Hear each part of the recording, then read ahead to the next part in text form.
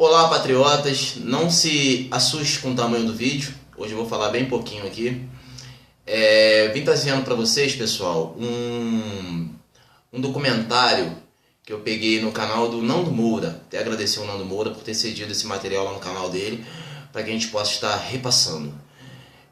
Pessoal, depois de vocês assistirem esse documentário, vocês vão começar a entender como que os comunistas conseguiram dominar a mídia, as universidades, o mundo afora. Então, galera, um bom documentário a todos. O Brasil é nosso, ordem e progresso. Assistam aí.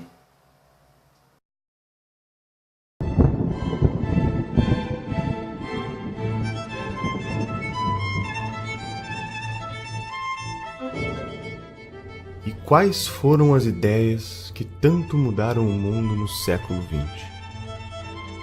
Que ideias nos trouxeram até aqui?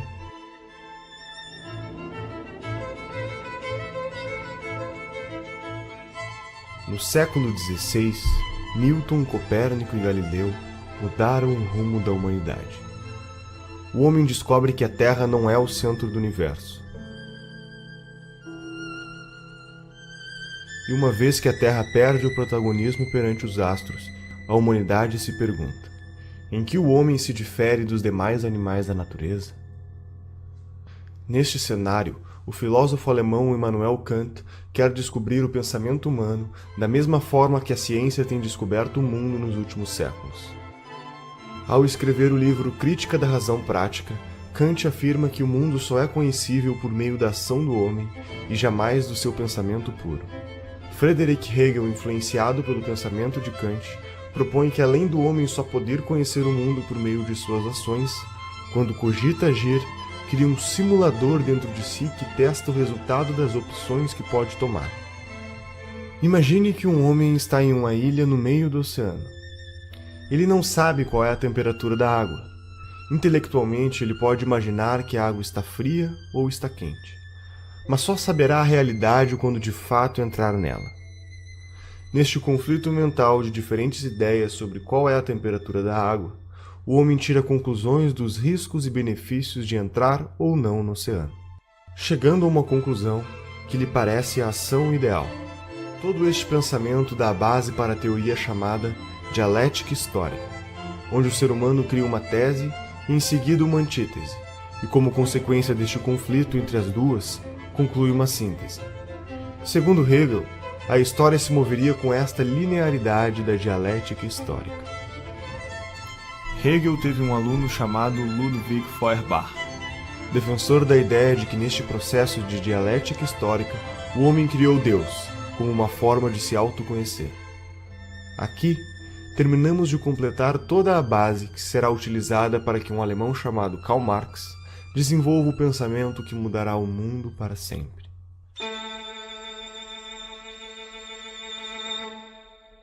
Karl Marx estudou Hegel por 10 anos, tempo suficiente para se convencer da dialética histórica e consagrar o sentido da criação de Deus proposto por Feuerbach. Marx afirma que a dialética proposta por Hegel, que de fato moveria o mundo, é a luta de classes.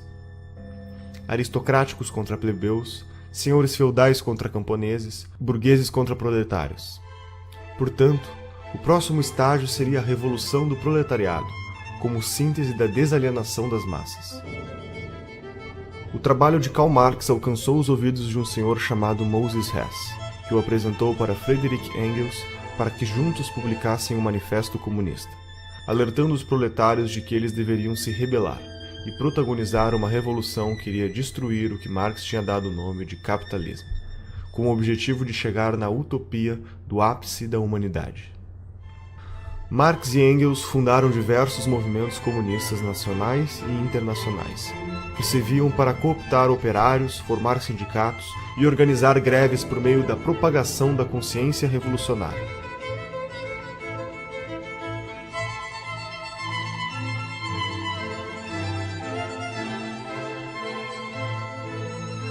Acontece que Marx estava errado.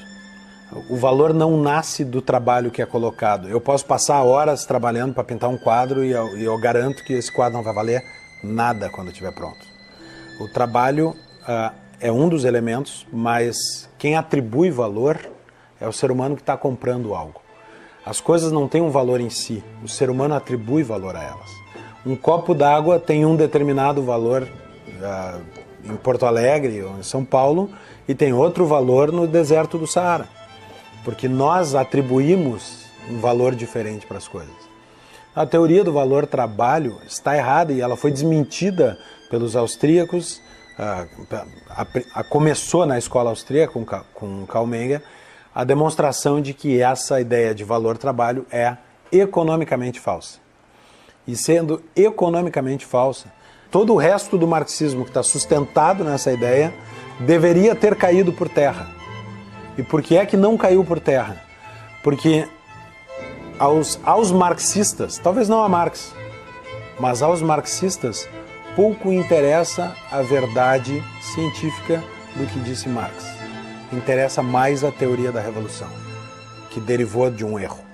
Agora o pessoal pensa que o movimento comunista se define por uma ideologia. Né? Eu digo que vocês estão loucos. Nasceram ontem, não estudaram nada, absolutamente nada. O movimento comunista já trocou de ideologia 1 bilhão de vezes. Né? Se você ver, Karl Marx começa dizendo que o movimento socialista é a expressão do interesse objetivo do proletariado. Passados 100 e poucos anos, o teórico novo do movimento comunista, Ernesto Laclau, diz o seguinte: a propaganda do partido cria a classe social que ele em seguida vai representar. Eu digo, é teoria inversa, mas ela continua com o mesmo nome, continua sendo marxismo. Isto é próprio do pensamento dialético, converter-se no seu contrário quantas vezes for necessário. O comunismo não é uma ideologia de maneira alguma, o comunismo é uma cultura. É quando suas ideias florescem entre os jovens russos e o que parecia apenas uma ideologia transforma-se no que será o maior genocídio da história da existência humana. Vladimir Lenin tinha 17 anos quando seu irmão tenta explodir a carroça do czar russo, Alexandre III, como forma de protesto de um grupo terrorista do qual ele fazia parte. Seu irmão falha e é condenado à morte. A partir deste momento, Lenin intensifica sua vida política por meio dos estudos de direito até que conhece a obra de Marx e Engels, nos livros Manifesto Comunista e O Capital. Lenin foi se tornando cada vez mais radical e, nos meados da Primeira Guerra Mundial, entende que é a oportunidade perfeita para antecipar a Revolução Proletária por meio da revolta armada. Em outubro de 1917, Lenin cria o primeiro país comunista da história.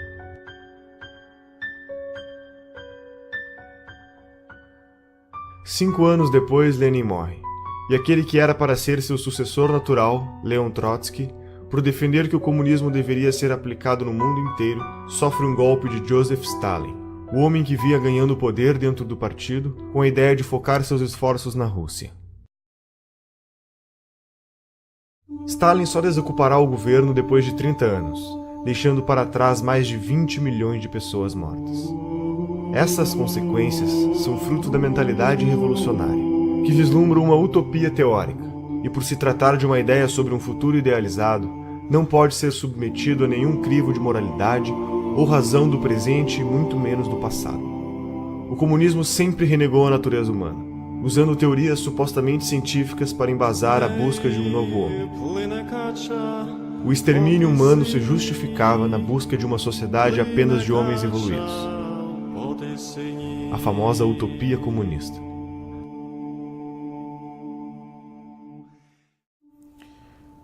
O nível de psicopatia de Stalin pode ser medido pelo que ele fez com a Ucrânia. Né?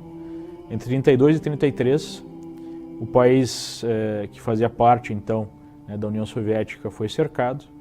A produção de soja, a produção agrícola do país foi exportada e ele simplesmente matou de fome 6 milhões de ucranianos, num episódio conhecido na história como Holodomor, né, que foi negado por muito tempo, mas hoje é uma verdade inquestionável. Né? Imagine o grau de psicopatia para você matar 1/3 de um país de fome, né, só para manter o controle sobre esse país. Alguns marxistas, à parte da União Soviética, observaram os acontecimentos e acusaram Stalin de não estar realizando a ditadura do proletariado que fora prometida, mas apenas uma ditadura do Estado cruel e sanguinária. Em nenhum lugar do mundo aconteceu a revolta do proletariado. A revolta do proletariado é uma fantasia. A União Soviética não tinha proletariado quando se deu a Revolução de 17. A Revolução de 17 aconteceu por uma elite intelectualizada que era tudo menos classe trabalhadora. As informações que chegavam era de que, eles abriram mão da liberdade, mas eles têm acesso a tudo. E quando a União Soviética caiu de podre, não teve uma invasão, não teve tsunami, não teve terremoto, porque o socialismo, ele captura as consciências, e aquelas que ele não consegue capturar, ele esmaga, ele mata. E a grande massa, né, não tinha acesso a nada. O cara levava 10 anos juntando dinheiro. Se daqui a pouco um vizinho delatasse que você, porventura, estaria conspirando contra o regime, o sujeito sumia da noite para o dia e as crianças eram levadas para um orfanato. Ele é, na verdade, um sistema opressor. O socialismo, o comunismo é um sistema arcaico, violento, assassino, né? E que, sobretudo, impede as pessoas de exercerem um direito fundamental, que é a liberdade, né? Os dois direitos principais do indivíduo, do ser humano, é a vida e a liberdade. O socialismo, o comunismo suprime isso. Obviamente que a visão stalinista já tinha dado frutos. Nós tínhamos na China já a mesma forma de governo através da ação do Mao Tse-tung, que talvez matou mais pessoas do que o próprio Stalin, né? Dependendo aí da fonte histórica, a gente fala de 40 a 80 milhões de mortes só na China. Ou seja, o vírus stalinista já tinha se disseminado. As subdivisões do pensamento comunista começam a ganhar força.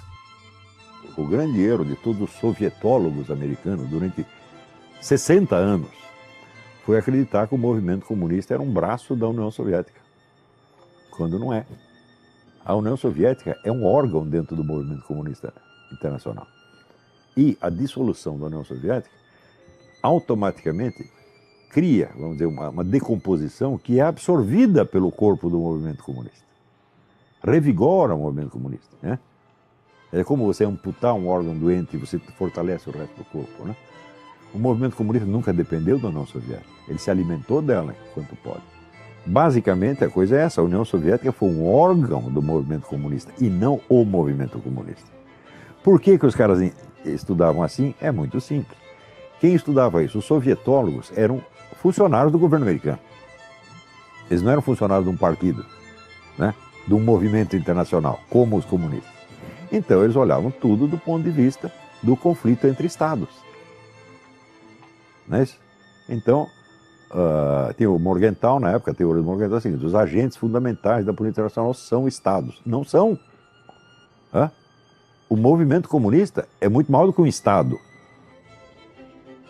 Enquanto na União Soviética, a Revolução Russa seguia o radicalismo da revolta armada bolchevique, outras correntes foram ganhando força ao reforçar que o comunismo poderia ser implementado gradativamente, por meios menos radicais.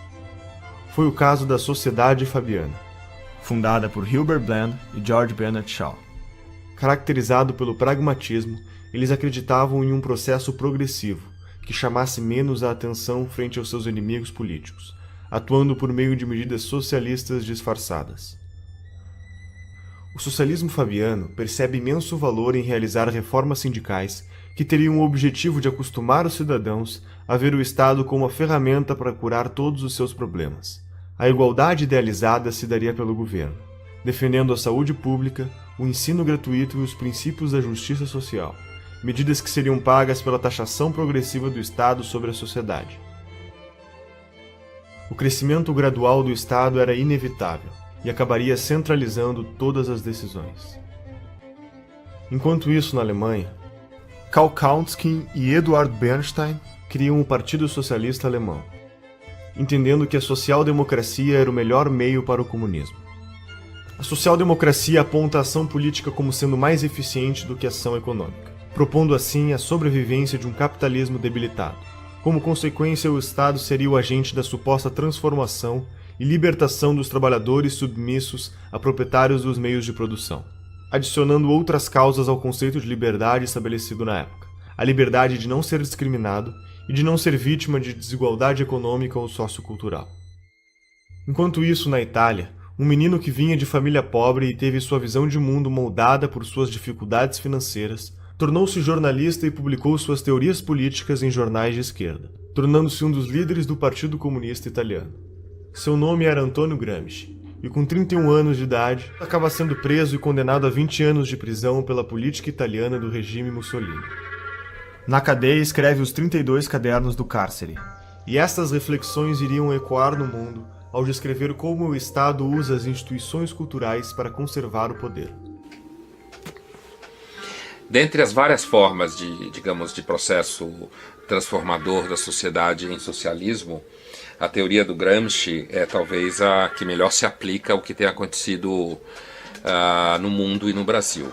Porque o socialismo, o comunismo, o marxismo perdeu em tudo.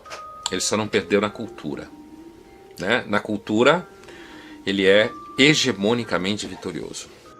E o Antônio Gramsci ensinava o seguinte: nós temos que tomar o poder mediante infiltração, ocupação de espaço, revolução cultural. Então, infiltrando aqui, infiltrando ali, ocupando espaço, eles ocuparam o Estado inteiro e eles viraram o estamento burocrático. Porque ele criou metodologias para que o socialismo, o comunismo predomine culturalmente na sociedade e não por meio das armas, da força. E há décadas tem grupos que tentam fazer isso no Brasil, implantar isso no Brasil.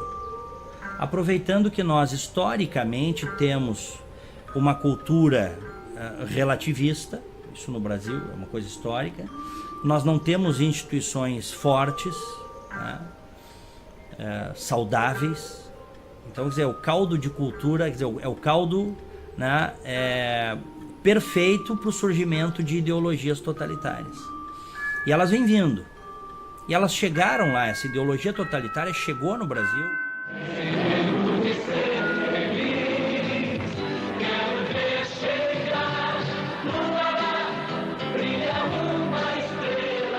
Para Gramsci, uma ditadura sem hegemonia cultural jamais resistiria por muito tempo, e este era o problema do regime stalinista, pois todos os aspectos culturais da sociedade, sua filosofia e sua literatura, formariam a superestrutura da sociedade que também devia ser derrubada. Gramsci propõe que, através do controle do sistema educacional, das instituições religiosas e dos meios de comunicação, seria possível reconstruir, criar e reproduzir uma hegemonia cultural comunista. Paulo Freire, o patrono da educação brasileira, foi um dos discípulos do pensamento gramsciano. Que existe uma tendência natural ao mundo acadêmico e produção de ideias a abraçar a causa socialista, né? Porque é um mundo em que você pode falar o que quiser. Estou falando principalmente no mundo das ciências humanas, que é onde está essa produção.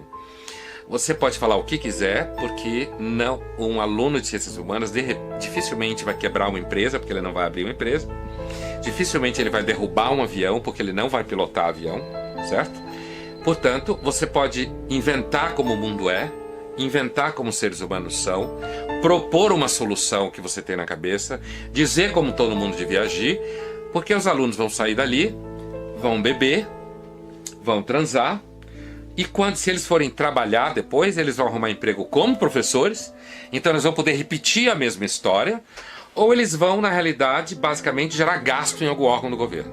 O Gramsci é o cara que vai desenvolver a ideia de que o partido é a única instituição dentro daquilo que a gente chama de democracia modernamente, muito erroneamente, por sinal, é a única instituição que ela consegue aumentar o próprio poder.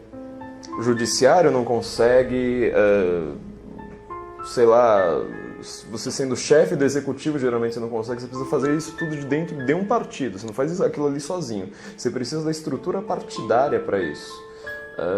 Mesmo que você ganhe mais eleições, por exemplo, você tem aqui seus cupinchas dentro do legislativo, se cada um é de um partido, vocês podem se entender ali intelectualmente, mas vocês não conseguem aumentar o poder de vocês, a não ser no próprio partido. Então Gramsci falou assim, não quero mais essa revolução, revolução tá brega, revolução não pega mais. Então é uma confusão que muita gente faz, né? Ser revolucionário e ser gramscista, não, uma coisa ou outra, são linhas opostas. Gramsci vai lá e fala assim, olha, não tem mais revolução, isso aí não pega mais, vamos criar a revolução de dentro de um partido. Então você vai transformando tudo, Igreja Católica, mídia, sei lá mais o que, em órgãos do partido. Para isso funcionar, a primeira coisa que precisa ficar clara, isso é uma coisa que também confunde todo mundo, é que essas pessoas não têm que ser necessariamente filiadas a um partido. Então, por exemplo, para você ter uma mídia que funcione dentro do gramscismo, o cara não pode ser filiado, por exemplo, ao PT. Ele tem que ser um cara isento, tem que ser aquele cara assim que às vezes até faz uma crítica ao partido, mas no final das contas ele tem a narrativa que vai fazendo o partido crescer. Não havia espaço. Os partidos à esquerda chegam ao poder via eleitoral, que é isso, 98, que portanto não tinha que ficar preocupado com toda a eleição, tinha que se pensar em organizar a sociedade. Dali 20 ou 30 anos, a gente iria ter 30% da sociedade já socialista, e aí sim a gente poderia disputar o poder e ganhar. Mas eu não vou viver mais 30 anos. E eu quero chegar ao poder logo. Mas por que eu cheguei onde cheguei? Porque eu tenho por detrás de mim um movimento. Eu tenho por detrás de mim uma grande parte dos estudantes do PT, a CUT, a base da Igreja Católica. O único país do mundo em que Gramsci ele foi funcional foi o Brasil. O objetivo de Gramsci era transformar o partido condutor dessa revolução silenciosa, vamos colocar assim, como um imperativo categórico da sociedade. Ele fazia até uma comparação com Maquiavel, né? Nós teríamos então o partido como o novo príncipe, o novo sujeito que não pode, sujeito histórico que não pode ser questionado. Do ponto de vista moral, para a moral gramsciana, qualquer coisa que é a favor do partido é algo correto. Qualquer coisa contra o partido é algo errado. E nós vemos isso lá no Brasil durante a defesa, né, dos sujeitos, dos petistas que saquearam o país. Não, eu não fiz isso para enriquecer pessoalmente. Mentira, muitos fizeram para enriquecer pessoalmente. Mas o ponto é, eu fiz isso para defender o partido, eu fiz isso para defender a revolução, então eu não posso ser questionado. Em paralelo, Felix Wilhl, um alemão que também estava preocupado com os rumos da Revolução Russa, decide criar uma série de congressos, reunindo pensadores marxistas para acelerar o processo de revolução. Entre eles estava Karl Korsch, um teórico contemporâneo de Gramsci que apresenta a tese de que o Estado é sim estruturado pela economia, mas essa economia tem como base uma outra estrutura invisível, a cultura estabelecedora dos valores que são passados de geração em geração. Entusiasmado com as apresentações de Korsch, Felix fundou o Instituto de Pesquisas Sociológicas de Frankfurt, instituto que ao longo dos anos seria apelidado de Escola de Frankfurt. O sucessor de Felix na Escola de Frankfurt foi um sujeito chamado Max Horkheimer. E assim como Gramsci acreditava em uma nova hegemonia cultural e na destruição da estrutura dos valores que se perpetuavam por meio da autoridade da igreja, da família e da escola. Segundo a Escola de Frankfurt, os pais ensinam aos filhos o que é certo e errado por meio do castigo e educam através do exemplo da família. A igreja estabelece os dogmas morais que condicionam a ação do homem e a escola condiciona o comportamento por meio do ensino. Para a Escola de Frankfurt, se tratava de um ciclo vicioso que deveria ser atacado e destruído. Uma vez que as instituições entrassem em crise, o Estado cada vez mais assumiria as responsabilidades do ensino dos valores para as novas gerações, tendo a oportunidade de estabelecer a hegemonia cultural comunista. Dando continuidade ao movimento, Horkheimer, Theodor Adorno e Jürgen Habermas, junto com outros pensadores, vão fundar a teoria crítica. A teoria crítica busca a síntese entre o pensamento de Marx e das ideias de Freud, o fundador da psicanálise. A ideia na prática era simples. Se criticarmos tudo o que existe, o processo de dialética histórica trazida por Hegel será acelerado, e, consequentemente, a utopia comunista irá chegar mais rápido. Passa a ser prática comum das instituições de produção teórica adotar a crítica sobre todos os aspectos da sociedade até a sua exaustão, para então derrubá-los. A Escola de Frankfurt cunhou o termo indústria cultural. Segundo eles, a indústria cultural nada mais é do que a cultura que serve aos interesses dos opressores, dos donos do capital, da burguesia em geral. E essa indústria cultural precisaria ser combatida através da teoria crítica. Então a cultura burguesa, ela teria como objetivo anestesiar, digamos assim, as classes proletárias. E a teoria crítica seria uma forma de questionar essa indústria cultural através da educação, através da arte, né? Enfim, livros, filmes. E através dessa teoria crítica nós teríamos uma conscientização maior das classes oprimidas, segundo eles, para fazer a revolução. Isso vai servir como matéria-prima para que na França o filósofo Jacques Derrida crie o desconstrucionismo, que é um método de retirar o significado de um texto para colocar um novo significado pretendido. Este método é aplicado não só em textos, mas também na retórica política e ideológica em geral. Por exemplo, a análise desconstrucionista da Bíblia pode levar a entender que se trata de um livro dedicado à superioridade de uma raça e de um sexo sobre outro sexo, ou a análise desconstrucionista da obra de Shakespeare pode concluir que se tratam de obras misóginas que defendem a opressão da mulher. Para o marxista cultural, a análise histórica resume-se apenas à relação de poder entre os grupos sociais. O desconstrucionismo é a chave do que chamamos de politicamente correto, porque é através dele que surge o relativismo moral, que reinterpreta toda e qualquer relação social, valor ou tradição cultural de acordo com as necessidades das causas políticas do momento. Um membro importante da Escola de Frankfurt foi Herbert Marcuse. Foi um membro do Partido Social Democrata Alemão e desenvolveu trabalhos nos Estados Unidos. Em seu livro O Homem Unidimensional, Marcuse afirma que a sociedade industrial chegou a um ponto onde o proletariado, classe responsável pelo movimento da história, deixa de ser agente transformador da sociedade, porque os avanços do capitalismo tornam a vida destes grupos tão confortáveis que suas vontades revolucionárias teriam acabado. Então, para dar continuidade à teoria de Marx, detecta que o grupo revolucionário ou a nova massa de manobra eram as pessoas à margem da sociedade, assassinos, estupradores, ladrões, sequestradores e etc. Marcuse defendeu também que a masculinidade e a feminilidade não eram diferenças sexuais essenciais da natureza humana, mas sim apenas meras construções sociais, impostas pelo que seria a primeira divisão do trabalho da história da humanidade, a família. Também defendeu que a libertinagem sexual seria uma reação à repressão social política. Marcuse, por meio do pensamento de sua influência, impulsionava o relativismo moral no mundo inteiro. O politicamente correto é aceito de braços abertos pela opinião pública, basicamente por 3 motivos. A primeira razão é que as teorias econômicas de Marx são complicadas de entender, enquanto o tipo de raciocínio do politicamente correto, por meio dos chavões de frases de efeito, aliado à fantasia de um mundo ideal e sem defeitos, é muito mais atraente para o cidadão comum. A segunda razão é porque o politicamente correto pratica a teoria crítica destrutiva até a exaustão, e sabemos que a adesão desse tipo de mentalidade revolucionária, principalmente por parte dos jovens, é enorme. A terceira razão é que o marxismo falhou com o sistema social e econômico em todo o mundo. Restava para sua sobrevivência a guerrilha cultural. Todo esse movimento ganhará mais força nos Estados Unidos quando David Horowitz, um adolescente de 17 anos, filho de pais comunistas, assiste em 1956 o sucessor de Stalin assumir o governo da União Soviética.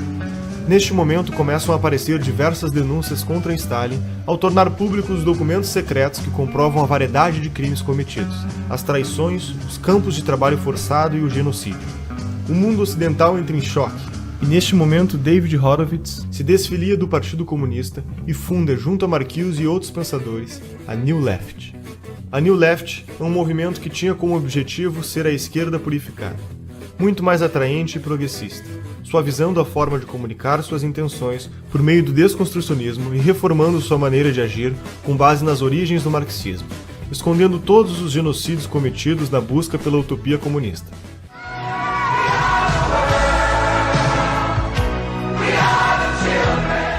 Começava um novo processo de reciclagem da comunicação comunista.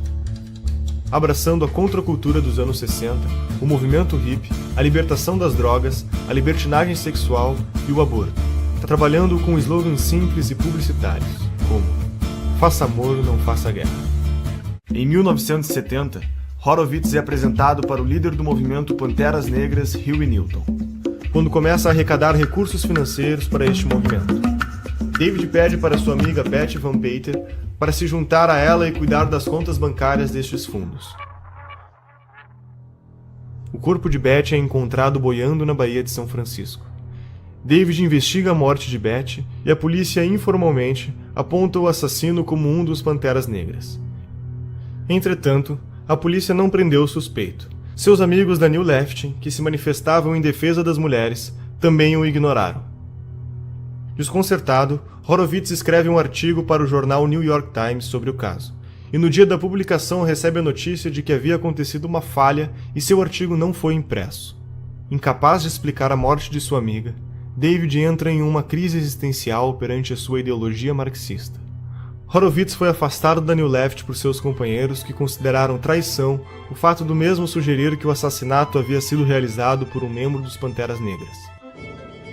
Uma década depois, após este fato, David volta a escrever e denuncia como funciona o sistema de guerra política em que participou e ajudou a criar, tornando-se um defensor declarado do conservadorismo. Ever since I came into the right and observed the political scene from a different vantage, it's always impressed me that whenever I see or usually see a conservative and a leftist or a progressive or a Democrat and a Republican squaring off, it's something like Godzilla versus Bambi. They call us racists, sexist, homophobes, imperialists, and we call them liberals. What are these people liberal about except hard drugs and sex and spending other people's money?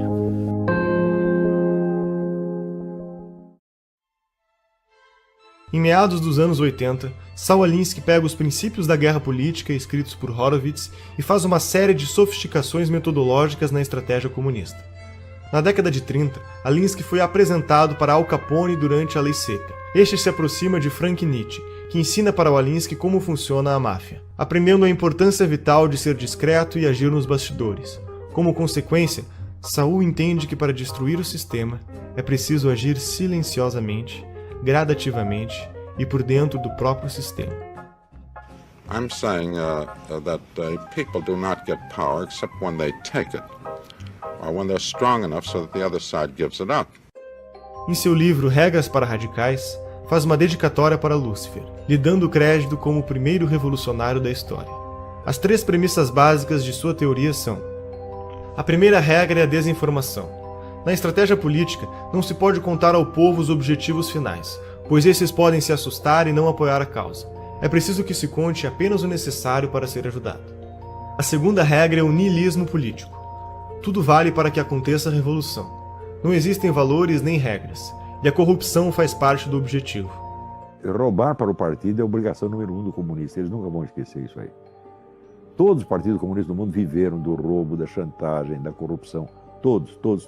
Como é que Stalin subiu na hierarquia do partido? Assaltando o trem. A terceira regra fundamental é a destruição do oponente. Em um debate, não devemos vencer o argumento do oponente, e sim aniquilá-lo da vida pública. Alinsky defende a ideia de organização das massas como o fundamento metodológico da revolução. Segundo sua proposta, a mudança vem do poder, e o poder vem da organização. Para agir, as pessoas precisam se juntar. Uma igreja junta pessoas pelo interesse comum na fé, uma empresa pelo interesse comum econômico. E por isso, Saul Alinsky acreditava que fundar organizações para acelerar a revolução era brecha no capitalismo, por jogar na mesma lógica da descentralização dos interesses em comum. Durante sua vida, honrou seu posicionamento ideológico ao fundar 44 ONGs. Muitas delas formaram outros formadores de ONGs, e assim o número foi se multiplicando intensamente. Essas organizações reuniram problemas.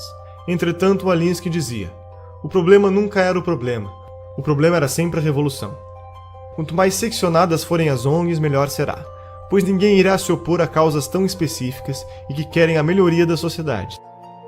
Cada ONG representava um bloco de votos, unidos por suas causas e detentores de um potencial de lobby político. As ONGs viraram instrumentos de manobra política e passariam desapercebidas. E Hillary Clinton escreve sua tese de mestrado sobre Saul Alinsky. Barack Obama também foi aluno de uma de suas ONGs e, posteriormente, advogado de defesa frente aos escândalos de corrupção envolvendo uma ONG criada por Alinsky. Hoje, no Brasil, existem mais de 200 mil ONGs que recebem dinheiro do governo federal. Entre 1999 e 2006, mais de 15 bilhões de reais foram entregues a essas organizações.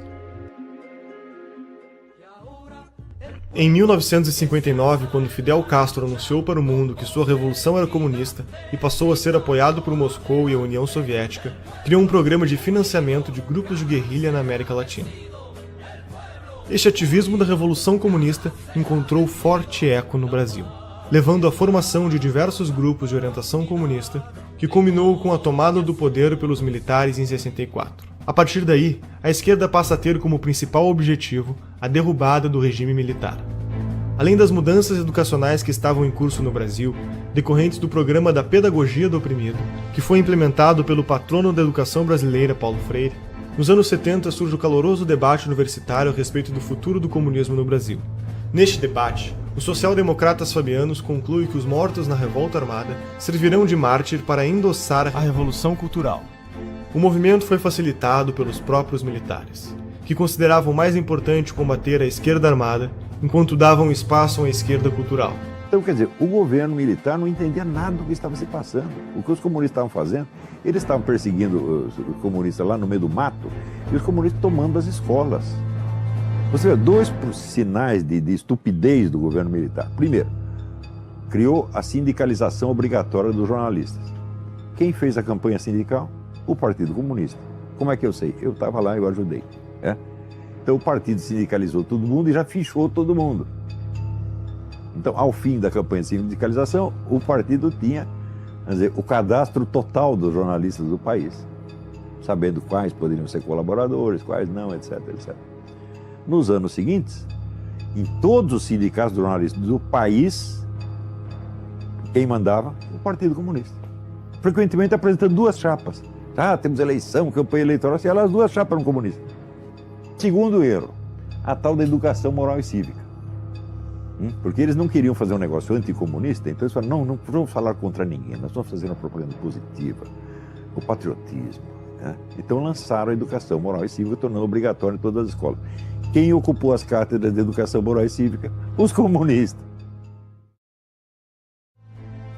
Os excessos da repressão do regime militar, em meados da década de 70, em conjunto com o esgotamento do seu modelo econômico no início da década de 80, levaram a um longo movimento de redemocratização, culminando com a eleição de Tancredo Neves em 1985, que morreu antes de ocupar o cargo, assumindo seu vice, José Sarney.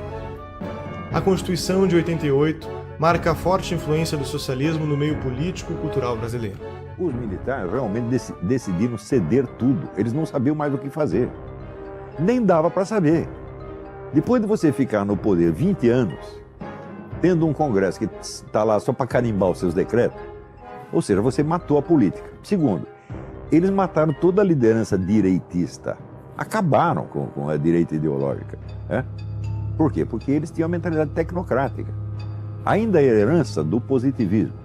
Você sabe que Augusto Comte era contra a política.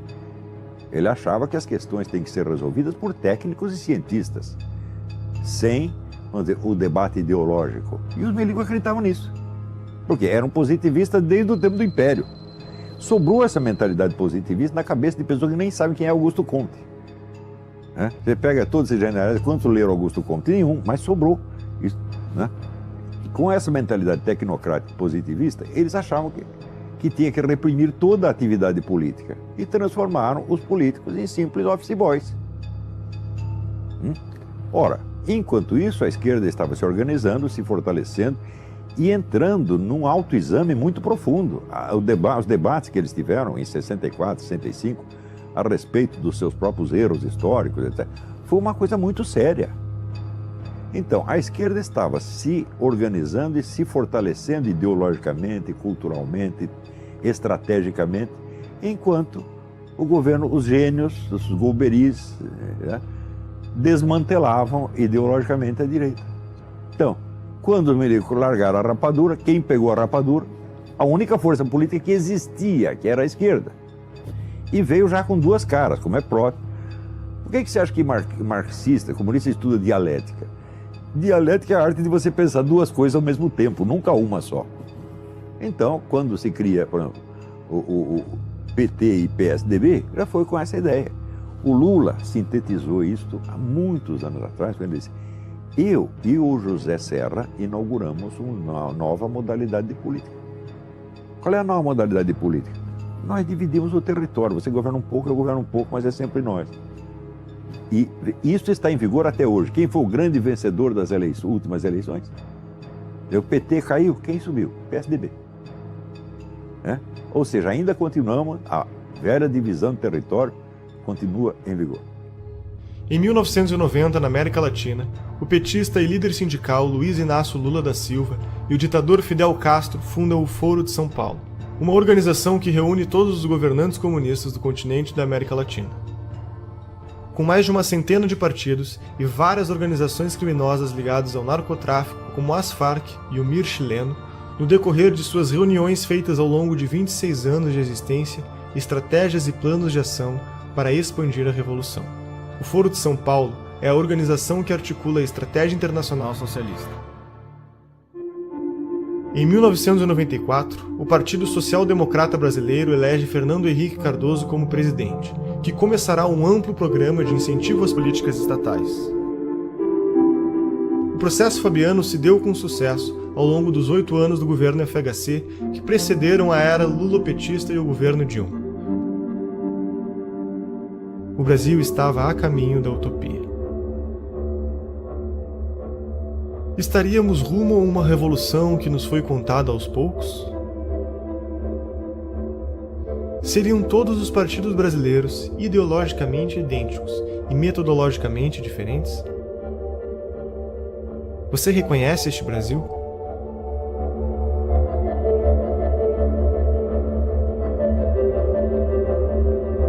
O sistema é o nome que damos a um conjunto de elementos que formam um todo organizado. Qual o sistema que vivemos no Brasil? Você já pensou em como se organiza esse sistema e quem está no comando?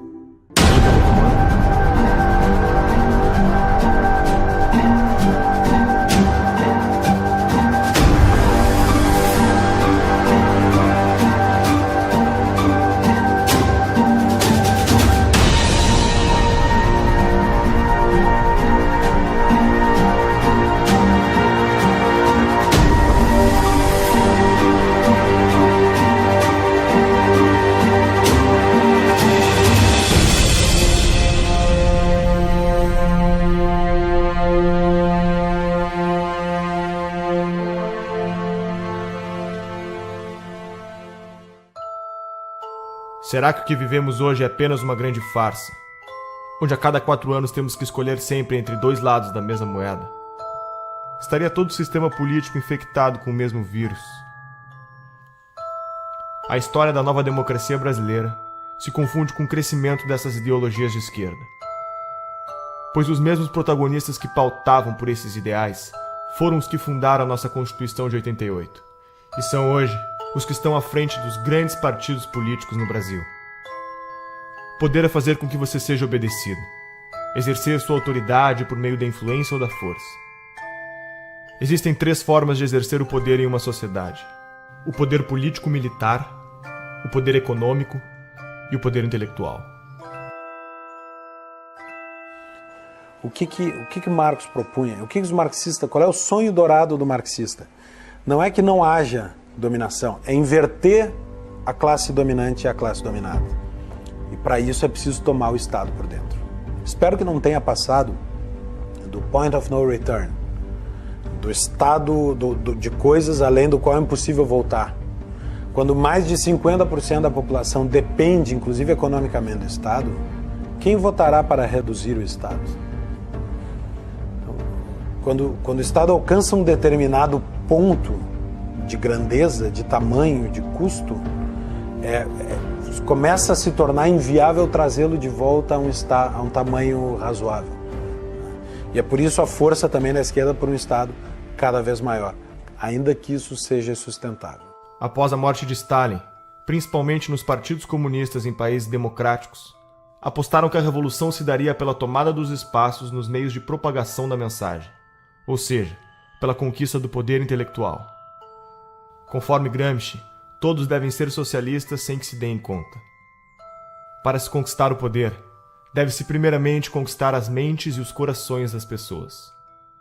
E quem ficou com o PT, na verdade, foi o público, digamos assim, a base essencial e original do PT, que foi a intelectualidade, principalmente universitária. O PT surgiu com os intelectuais da USP, junto com o pessoal da Teologia da Libertação, o POC e a CUT.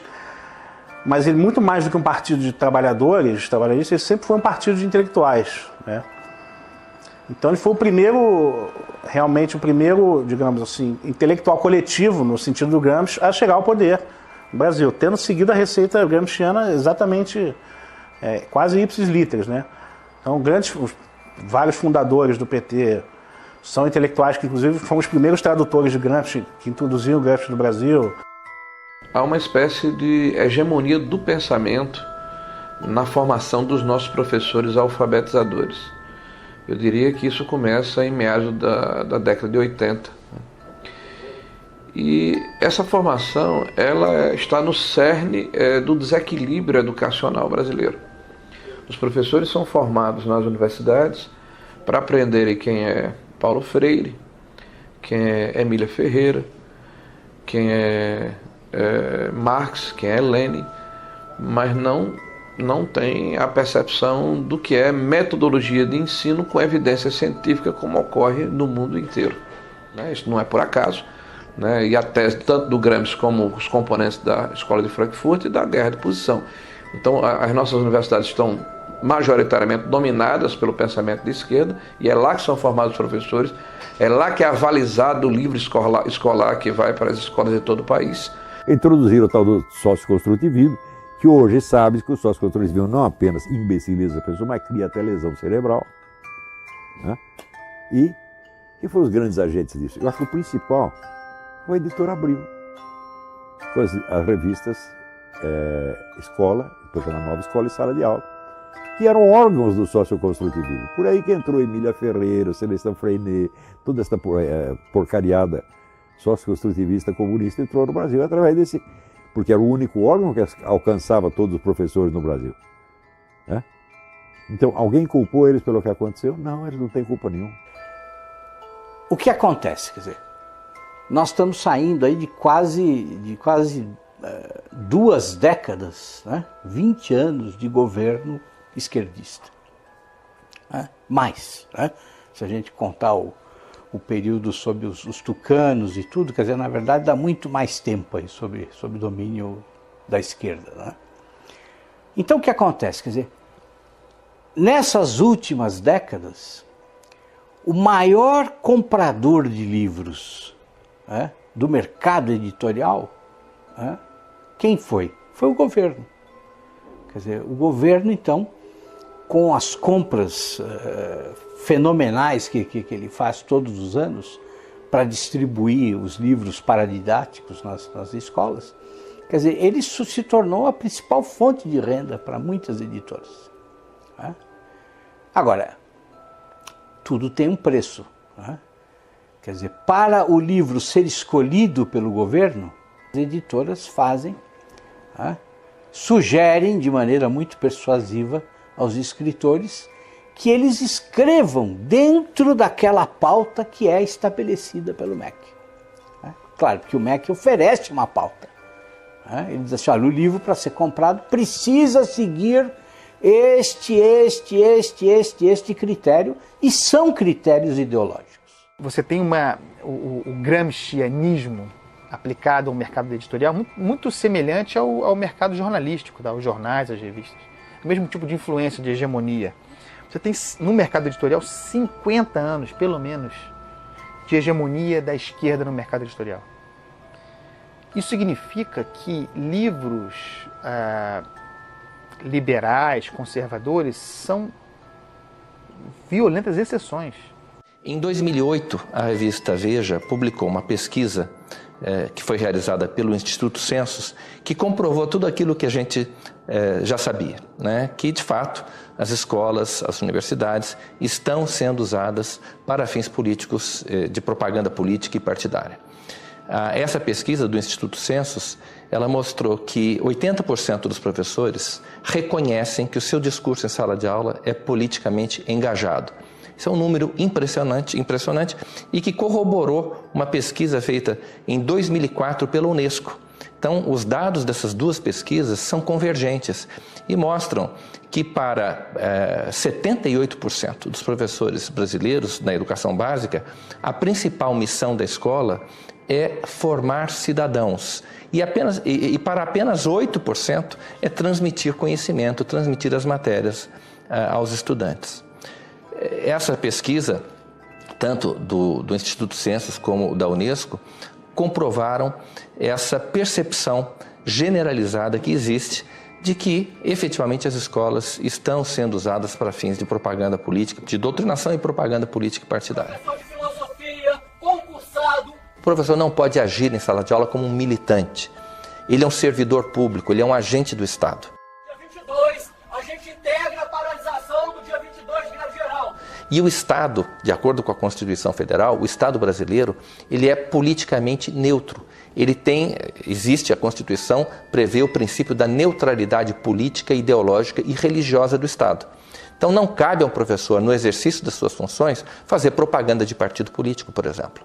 E muito menos, ou também não lhe cabe, mobilizar os seus alunos, manobrar os seus alunos para que eles participem de um ato político, de uma manifestação a favor ou contra uma determinada corrente que disputa o poder na sociedade. Isso é ilegal, também por força da Constituição. Dos professores que estão formando nossos alunos, 86% veem Che Guevara de forma positiva e 65% veem Lênin de forma positiva. Que cidadãos são esses que estamos formando? Nós estamos vivendo um momento muito difícil na educação brasileira.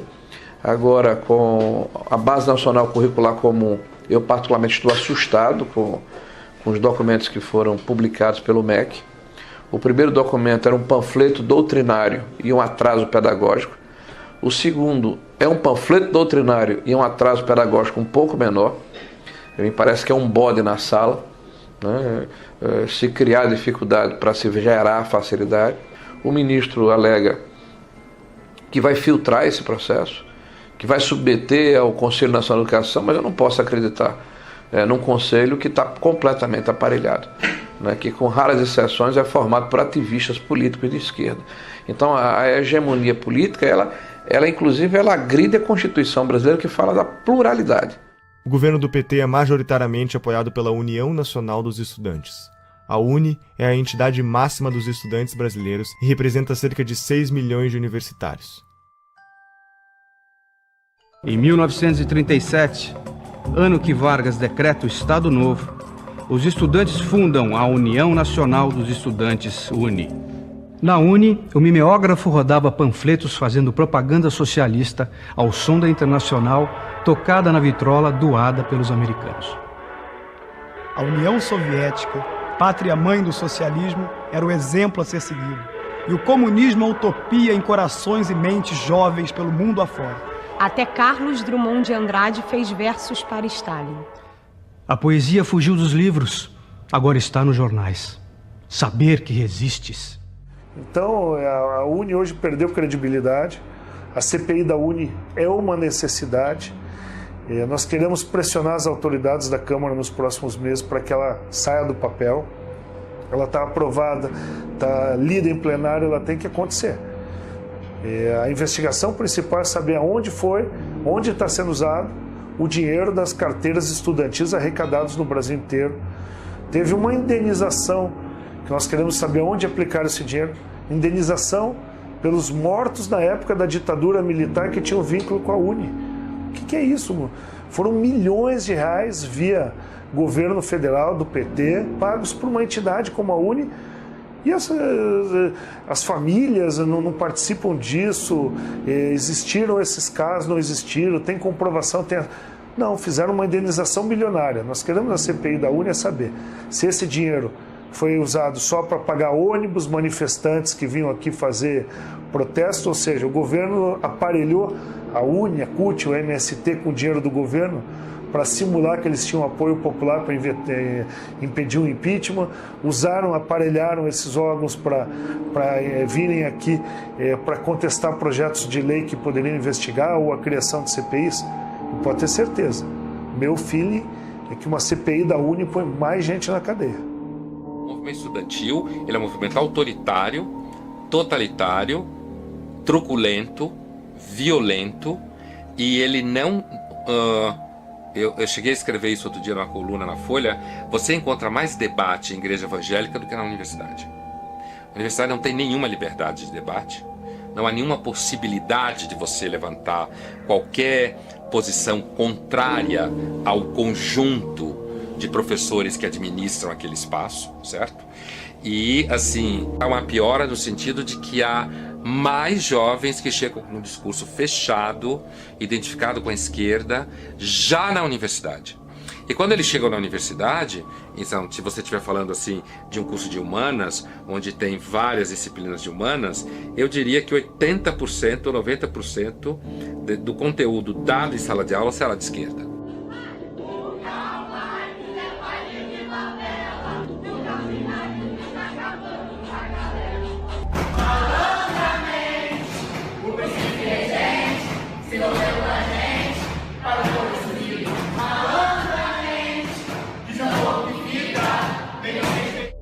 Tomar o Estado por dentro significa mudar a lógica de funcionamento, por exemplo, do Ministério da Educação.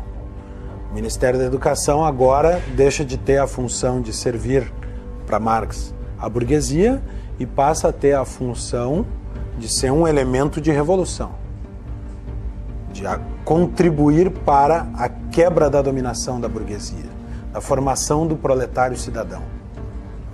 Fecha muito com as teorias de educação que são aplicadas no Brasil. Essa questão da hegemonia da esquerda, né, sobretudo no meio universitário, que eu acho que isso fez muito mal para a cultura além da universidade, né, porque causou uma restrição muito preocupante, né, do imaginário das pessoas. Uma coisa que o Olavo de Carvalho fala sempre, que a sua capacidade de imaginação, de ampliar suas imagens, é muito importante para quem exerce atividade intelectual, né? Há décadas estamos formando pessoas com base no pensamento marxista. Onde toda essa gente foi trabalhar? A mídia é o maior formador de opinião da população. São TVs, blogs, jornais e revistas que contam ao povo o que está acontecendo. Mídia técnica significa que o governo deveria gastar com publicidade proporcionalmente à audiência dos respectivos veículos de comunicação. O problema é que a pesquisa brasileira de mídia identificou que a mídia técnica está longe de ser realidade. O dinheiro investido em publicidade parece não ter nenhuma relação com a audiência do veículo. Qual é o critério? A farra com o dinheiro público é tão avassaladora que já houve casos de jornal fictício receber verbas publicitárias. Desde que a presidente Dilma chegou ao poder, os gastos com publicidade só aumentaram. Apenas no ano de 2014, a presidente gastou 210 milhões com campanhas em nome da presidência.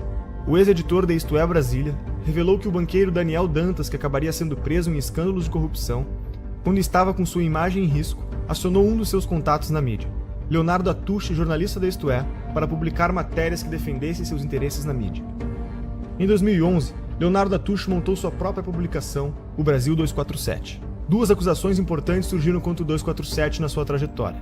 A primeira foi encontrada num imóvel do doleiro Alberto Youssef, delator da Operação Lava Jato, no monitor de um computador. Um papel com anotações com o nome do jornalista, seu número de telefone e uma indicação de pagamento de 6 parcelas de R$40 mil, sugerindo pagamento entre a quadrilha de Youssef e o editor do portal. Foram também encontradas movimentações milionárias entre as contas da empresa e as empreiteiras investigadas. No mesmo dia dessas descobertas, o Brasil 247 publicou uma matéria mencionando Pascovitch e defendendo a soltura do lobista. Com as eleições de 2010, a blogosfera progressista sentiu a necessidade de unificar o movimento com o intuito de formar pautas de acordo com a defesa da candidatura da ex-presidente Dilma. Foi então criado o movimento dos blogueiros progressistas, BlogProg, em São Paulo, com a participação de personalidades como Leonardo Sakamoto. É possível afirmar que para cada leitor do blog Conversa Fiada, o governo gastou 1 centavo em publicidade, enquanto para o leitor da Folha, o gasto foi de 5 centésimos de centavo. Em 2013, a revista Carta Capital recebeu quase 7 vezes mais investimentos por leitor que a revista Veja, Isto É e Época. Quem é Leonardo Sakamoto? Um dos membros da BlogProg. Sakamoto é um blogueiro militante que faz parte dos 54 replicadores da Agência Pública, uma organização que determina pautas para portais como a Carta Capital, Catraca Livre, Brasil Post, Sul 21 e muitos outros portais de notícias. Sakamoto recebeu da deputada Maria do Rosário do PT a autorização de repasse de R$546 mil às suas militâncias. A agência pública, conforme alega seu site, recebe como financiadores fundações estrangeiras como a Fundação Ford, Open Society Foundation, Oak Foundation, entre outras. O que são essas fundações? O que elas querem? A mídia é, junto com as empreiteiras do petrolão, o segmento mais corrupto que existe. E eu posso dizer isso porque minha cabeça rolou em todos os grandes veículos de comunicação. Em todos teve interferência política. Em todos. A imprensa constrói e destrói reputações.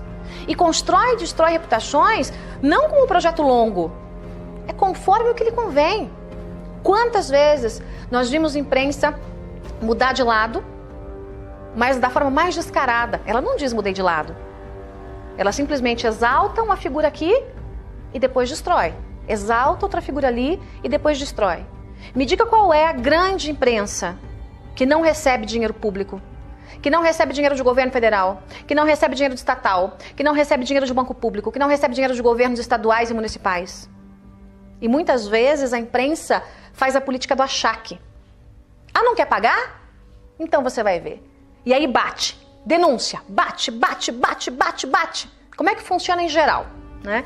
Em geral você faz uma reunião de pauta, em geral o editor-chefe, ou secretário de redação, né, ou diretor-geral, vem ali já com a linha editorial pronta, né, troca uma ideia, a pauta é essa, a pauta é aquela, ó, você vai construir matéria nesse sentido. Então você já recebe uma orientação, ponto. Né? Aquilo vai voltar para a mão do editor, o editor vai corrigir, vai às vezes mudar todinha a sua matéria ou vai simplesmente derrubar. Existe muito pouca pergunta incômoda sendo feita no Brasil. E quando as perguntas incômodas são feitas, o jornalista é criticado. Né? E por outro lado, muitas das perguntas que são feitas não são feitas para o devido esclarecimento das coisas, mas para estimular uma narrativa. Às vezes uma narrativa ideológica, na maioria das vezes uma narrativa ideológica. Né? Em relação aos protestos que nós tivemos ao longo de 2015 e 2016 contra a Dilma Rousseff, contra o Lula, contra o PT, contra a esquerda, contra o esquema de poder que havia se montado no Brasil. A tentativa da imprensa era de vender a tese que estava sendo criada, né, nos grupos acadêmicos, nos centros partidários, nos diretórios de partido, de que na verdade se tratava de um bando de raivosos fascistas que queriam a volta dos militares para o poder. Fazendo uma reportagem sobre um mini protesto que havia ocorrido em favor do impeachment, ainda depois do dia 16 de março, a imagem da notícia era intervenção já. Ou seja, você tenta vender para a população uma coisa que não é. Isso se reflete na cultura. A Lei Federal do Incentivo à Cultura, número 8.313, conhecida como Lei Rouanet, foi criada durante o governo Collor e é o principal mecanismo de financiamento e incentivo à cultura do país. As empresas podem investir até 4% do valor de seu imposto de renda, recebendo o valor em forma de desconto e patrocinando projetos culturais. O Ministério da Cultura deve aprovar o projeto, para então o responsável poder captar o dinheiro. Já parou para pensar quem escolhe os projetos que são selecionados? E que projetos são esses? O grande problema são os editais. Nos editais existe uma comissão que vai julgar os projetos submetidos, né? Então, quais são os critérios da comissão? aí tem lá uma série de critérios teóricos que a gente tem que seguir, né? Mas na prática, a questão ideológica vai sempre prevalecer. Por quê? Porque a maioria das pessoas que participa do julgamento de editais são pessoas de esquerda. E não é só de esquerda socialista mesmo, entendeu? Não é esquerda... essa é a tendência. Então, você achar uma pessoa que, nesse tipo de edital, que não seja assim, é raríssimo. Você me perguntar quem faz parte de julgamento edital e que não é socialista, eu não vou saber dizer. E olha que eu conheço muitas pessoas, né? Então, o critério ideológico vai sempre prevalecer. Então, por exemplo, no meu caso, você quer fazer um filme sobre Olavo de Carvalho.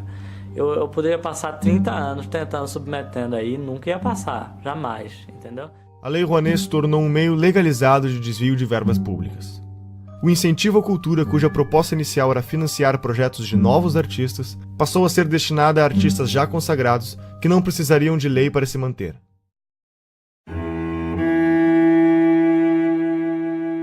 Foi justamente na gestão do Gil que começou essa deformidade da Lei Rouanet. A Lei Rouanet já existia, mas essa coisa de beneficiar artista consagrado, artista tipo Ivete Sangalo, pessoas já com nome, já com anos de carreira, isso foi na gestão do Gil.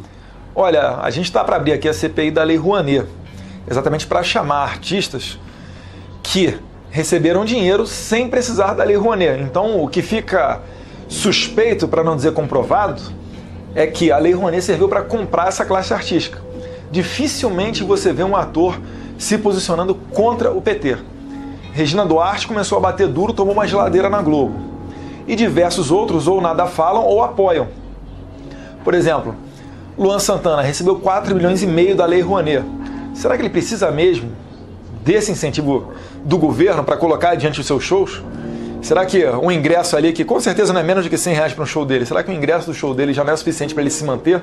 E assim eles vão conseguindo comprar toda a classe artística. E traz muita gente a reboque. Quando o cantor fala alguma coisa, os seguidores dele, que são fanáticos por ele, adoram a música dele, adoram o trabalho dele no cinema e etc., eles não tendem a se confrontar com essa pessoa. Então é muito interessante para o governo ter essas pessoas ao seu lado. E aí já emenda no artista, já emenda logo intelectual também, intelectuais, artistas, e vão trazendo eles para cá.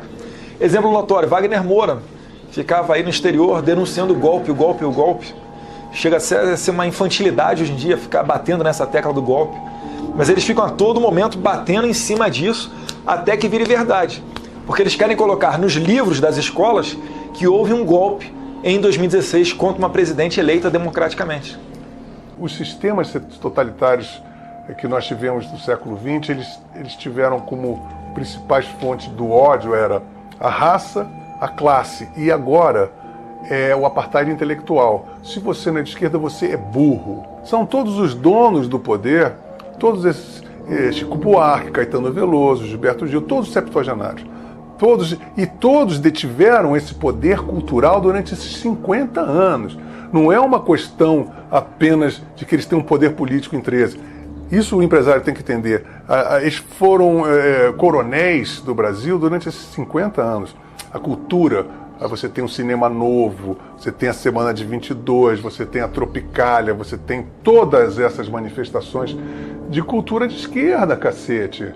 Um dos exemplos do enviesamento dos projetos apresentados pela Lei Rouanet é o filme sobre José Dirceu, um dos petistas envolvidos com o Mensalão, para o qual foi aprovado 1,5 milhões de reais.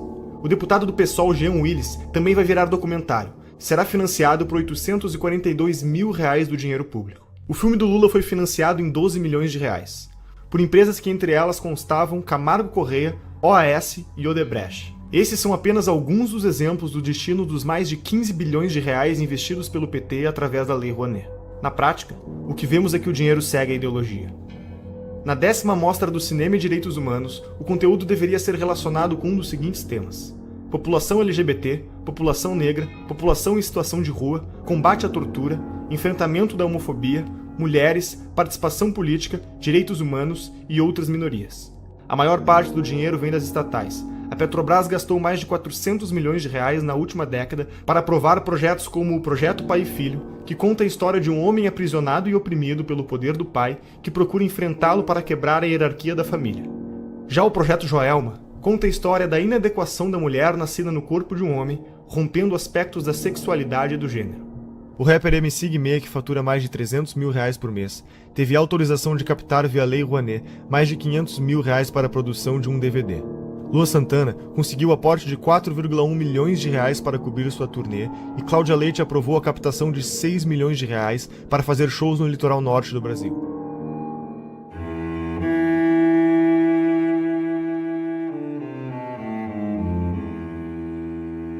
No referendo do dia 23, você vai decidir se é contra ou a favor da proibição do comércio de armas. Reagir com uma arma, muitas vezes, pode transformar a situação numa coisa muito pior.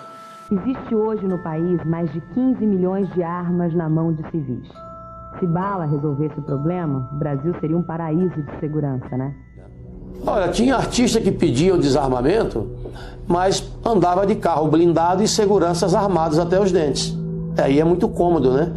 E eu consegui, através das minhas entrevistas, desmascarar esse povo todo.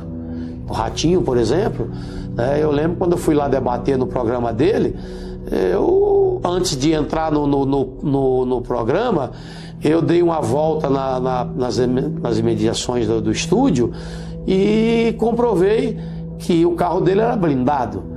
Comprovei que ele tinha 3 seguranças armados.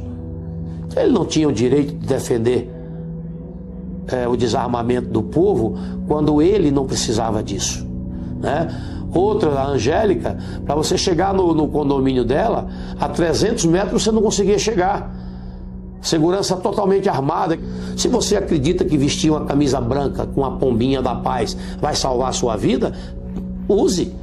Mas se você acha que uma arma dentro da sua casa, se você conseguir se antecipar à ação do marginal, vai salvar a sua vida, ninguém pode te negar esse direito. E é isso que nós defendemos, o seu direito de escolha.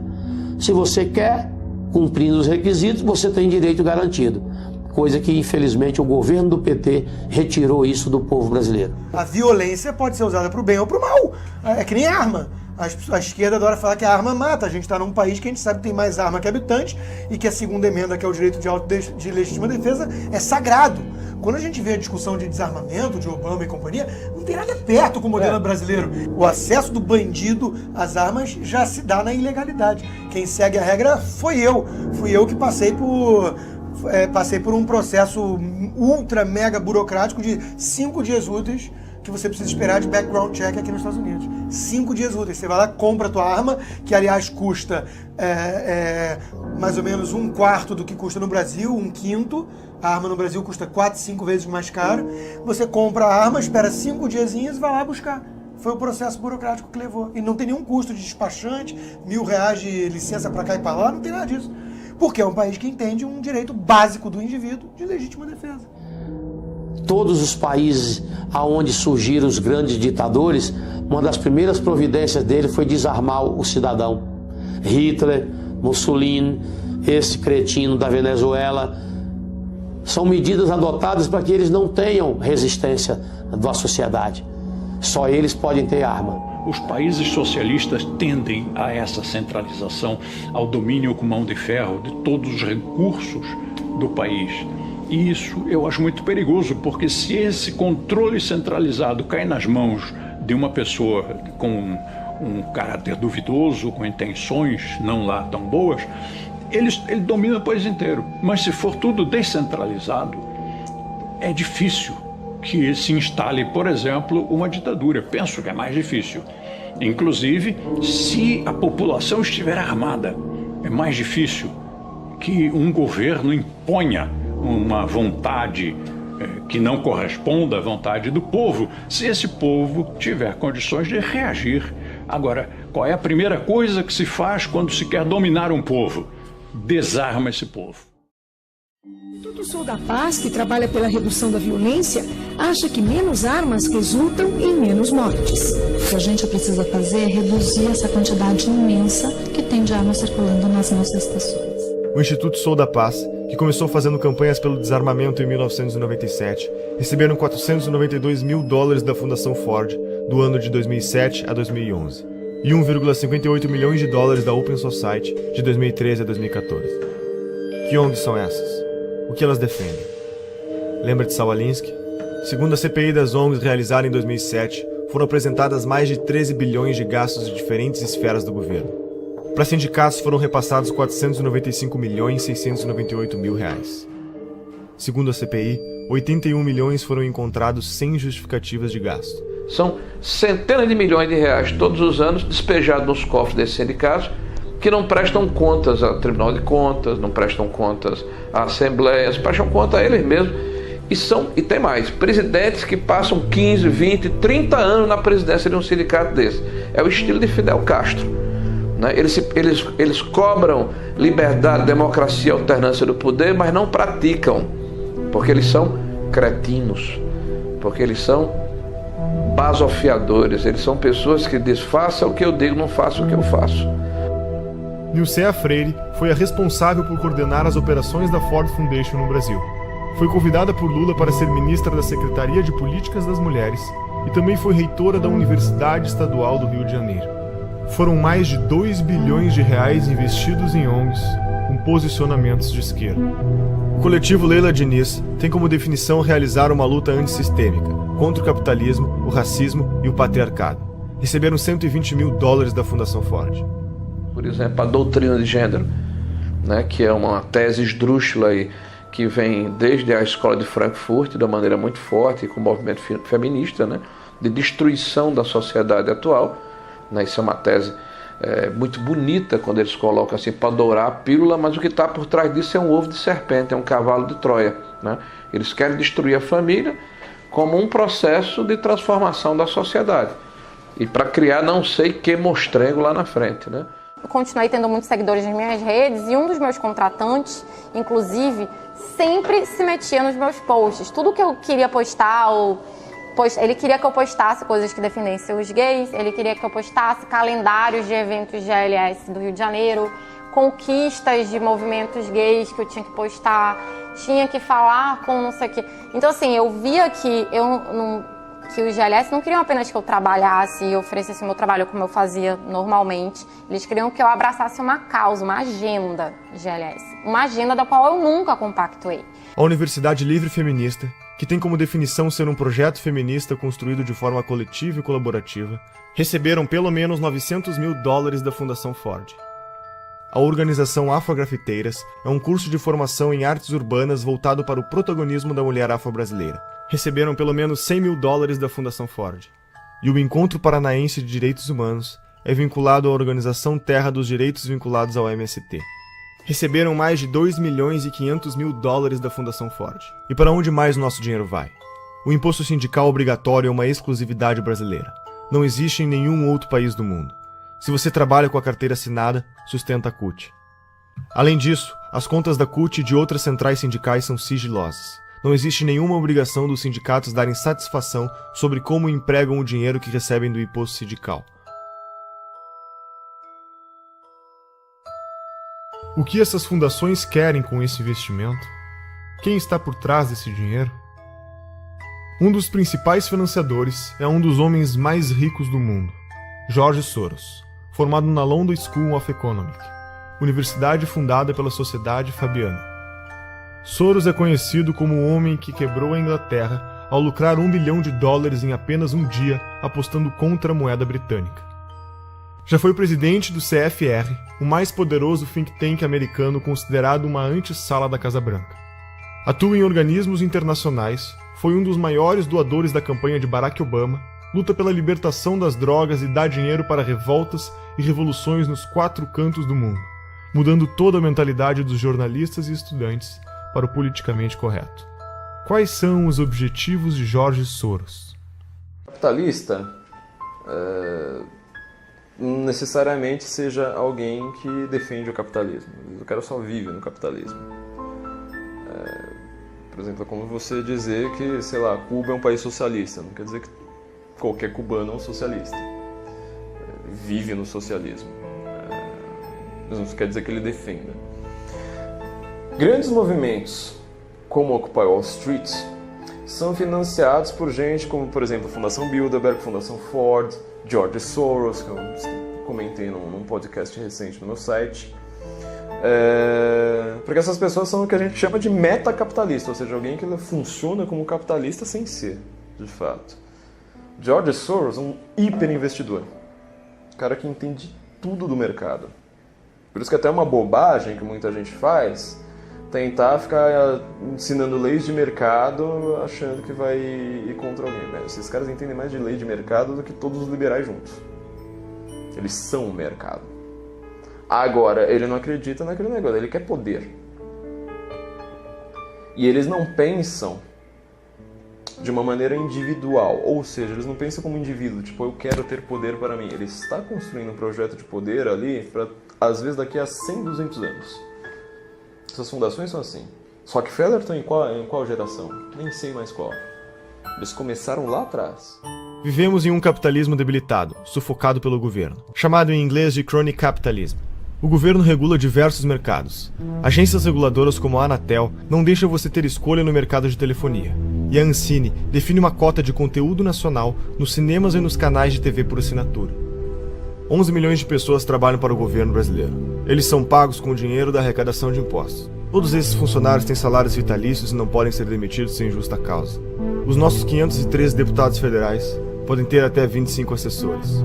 Contam com auxílio moradia, 14º, 15º salário e cotas de gastos parlamentares, que englobaram o auxílio paletó, uma ajuda de custo para comprar ternos que em 4 anos gastou 252 milhões de reais, e outros 600 mil cargos de confiança do governo. Esse mecanismo abre brechas para a corrupção ao criar um mercado de cargos, usado como moeda política em negociações de alianças partidárias. 1/4 dos funcionários em cargos de confiança eram filiados a um partido, e 80% deles era do PT. Todos os ministros do STF têm direito a motorista particular, o que não ocorre, por exemplo, na Suprema Corte Americana. Segundo o Portal da Transparência, só em São Paulo há 311 motoristas à disposição dos juízes. A Câmara Municipal tem 26 motoristas, 13 garçons, 7 auxiliares de cozinha, auxiliares de serviços odontológicos exclusivos, cirurgiões, dentistas, oftalmologistas, lubrificadores de veículos e vidraceiros. Isso são alguns exemplos de quem compõe o Estado brasileiro. Como resultado disso, grande parte da população tem como meta fazer parte do Estado passando em concursos públicos. Os gastos do governo federal, estaduais e municipais com o funcionalismo público somam 12% do PIB, totalizam 255,3 bilhões do dinheiro do povo em 2015. Tudo isso para serviços com índices de insatisfação elevado no Brasil. Nos últimos 13 meses, nossos governantes gastaram 544 bilhões a mais do que arrecadamos, 10% do PIB brasileiro. As maiores empresas estatais como a Petrobras, Caixa Econômica Federal e tantas outras apresentam prejuízo de 60 bilhões e escândalos de corrupção como o Petrolão, o escândalo dos Correios e outros tantos golpes citados pela Operação Lava Jato e pela história do Brasil. Acho que hoje em dia não resta a menor dúvida que a gente está numa atmosfera totalmente comunista. As pessoas são comunistas. O comunismo tem anticorpo porque eles têm uma dialética que não se sustenta, então eles vão trocando de preferências. Agora, tem coisas importantes para a gente realçar aí. Você vê que a Rússia, que está fantasiada de ortodoxa de direita, está criando o maior exército do mundo com a China. E dizem que essa aliança está por trás de todo esse Fórum de São Paulo. Que eles querem restituir a cortina de ferro com o Fórum de São Paulo. O Foro de São Paulo é a instituição que organiza a estratégia socialista na América Latina. Olha, a Internacional Comunista ela se reúne de tempos em tempos. Por exemplo, em 2005, se não me falha a memória, teve uma reunião em São Paulo e, inclusive, o líder do PSDB à época, o Aníbal Mendonça, ele era deputado ou senador, fez uma nota lamentando, que houve uma reunião da Internacional Socialista e não foi convidado o PSDB para fazer parte. E o pessoal ainda insiste em falar que o PSDB é um partido de direita. Não, o PSDB é um partido de centro-esquerda, são sociais-democratas. A esquerda nunca se preocupou muito em definir o que era a palavra, o que era cada palavra que ela estava usando. Na verdade, existia muito essa ambição de você ser contra alguma coisa, de você unir todo mundo, e estamos juntos nisso contra alguma coisa, então estamos no caminho certo. Só que eles não diziam exatamente para onde que estavam indo e iam causando uma série de tumultos pelo caminho. Então estavam vendendo um futuro hipotético em nome do qual todas as ações no presente seriam justificadas. Aquilo foi muito fácil de entender e de aplicar aqui no Brasil, porque o debate público estava cheio desse pessoal propondo isso. E eu lembro quando tivemos a ideia de construir o Fórum de São Paulo. E aí veio a ideia, conversando com os companheiros cubanos no primeiro momento, de fazermos uma reunião da esquerda latino-americana. Tanto que muitos latino-americanos conhecem Paulo Freire, e ele dizia,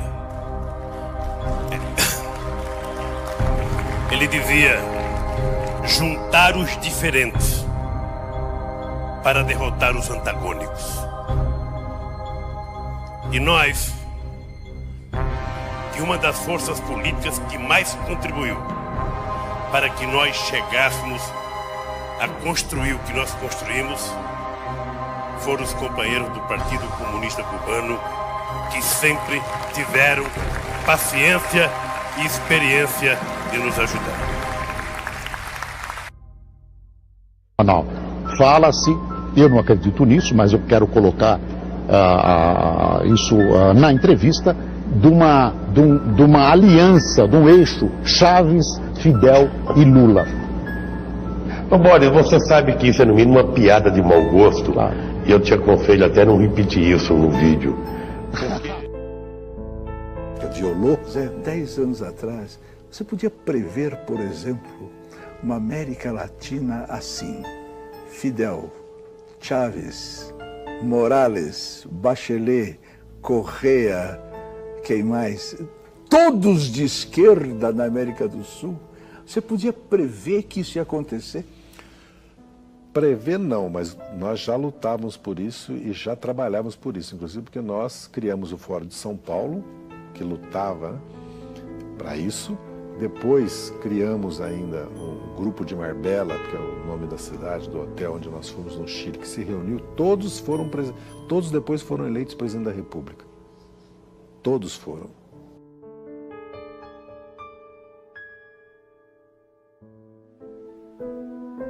Tudo custou muito caro para o Brasil. Tudo custou muito caro para o mundo. Caro para a nossa educação, para as nossas crianças. Caro para a autoestima da humanidade e para todos os 100 milhões de mortos que perderam seus sonhos em genocídios e na falta de liberdade. Herdamos a responsabilidade de acabar com a utopia. Nós temos o compromisso de aprender com o passado. Não podemos deixar esse episódio da história desconhecido. É nosso dever documentar tudo para que nas próximas gerações os jovens saibam que está na mão deles preservar a trajetória da humanidade. O mundo anseia pela verdade para se libertar e continuar crescendo. Não é só economia nem só política. É a manifestação dos valores da nossa sociedade, das nossas famílias, dos nossos antepassados e de todos os nossos filhos. Despertamos intelectualmente. Não há mais espaço para ditadores monopolizarem nas nossas vidas. Agora precisamos quebrar a dominação cultural que nos foi imposta. Durante 16 anos, os jornais, canais de TV e estações de rádio do Brasil se recusaram a noticiar a existência e as atividades do Foro de São Paulo. O Brasil parecia estar preso entre as malhas de uma articulação criminosa, que envolvia ao mesmo tempo a totalidade dos partidos de esquerda latino-americanos, a classe jornalística nacional, o sistema de ensino, as principais gangues de narcotraficantes do continente e uma parcela nada desprezível da elite política e financeira internacional. A gravidade desses fatos media-se pela amplitude e persistência da sua ocultação. Crescendo em segredo, o Foro de São Paulo tornou-se o motor principal das transformações históricas no continente, enquanto a ignorância geral fazia com que os debates públicos e a vida cultural se afastassem da realidade, se transformando em uma engenharia de alienação, fortalecendo ainda mais o crescimento de um esquema de poder que se alimentava da sua própria invisibilidade. A queda vertiginosa do nível de consciência pública nessas condições era inevitável. Um dos aspectos mais perigosos da situação é a facilidade com que os culpados se desvencilham de qualquer tentativa de denúncia, qualificando-a de teoria da conspiração. Mas quem falou em conspiração? O que vemos é uma gigantesca movimentação de recursos, de poderes, de organizações, de correntes históricas, tudo documentado. É o inimigo onipresente e invisível, sonhado por Antônio Gramsci.